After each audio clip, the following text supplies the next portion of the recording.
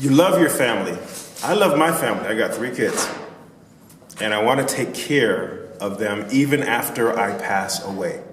Therefore, I have life insurance, I have trust, and I don't make a lot of money. People think that if they have a will, that's going to be enough to be able to take care of the family, but they don't know about the fact that it takes time to probate a will through the court system. Everything is kind of slow. And then all the issues that can come up from not really knowing what the interpretation of your wishes are. I want to cut that noise. Life insurance, beneficiaries, very clear. The trust that I set up, instructions within the trust, very clear.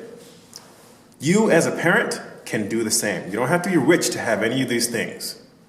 At the Financial Literacy for the Incomplete Parent Workshop, we'll work with you to help you make sure that you've got your bases covered in case the unthinkable happens.